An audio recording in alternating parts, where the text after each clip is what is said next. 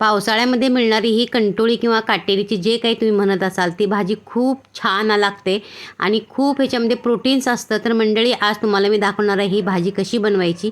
थोडा वेळ पाण्यामध्ये घालून ठेवायची म्हणजे जर घाण असेल तर निघून जाईल आणि छान अशी बिया जर कोवळ्या असतील तर ठेवायच्या, बाकीच्या जर जून असतील तर काढून टाकायच्या. आता मस्त आपण फोडणी घालून घेऊया. जिरं मोहरी घातलं आहे, कढीपत्ता घातला आहे, थोडंसं लसूण ठेचून घातलं आहे आणि थोडीशी कोथिंबीर घालायची फोडणीमध्ये. त्यामुळं पदार्थाची चव अजून छान वाढते. खूप सारा कांदा घालून तो चांगला परतून घ्यायचा. टोमॅटो घालायचा. टोमॅटो लवकर मऊ होण्यासाठी थोडंसं मीठ घालायचं, चांगलं परतून घ्यायचं.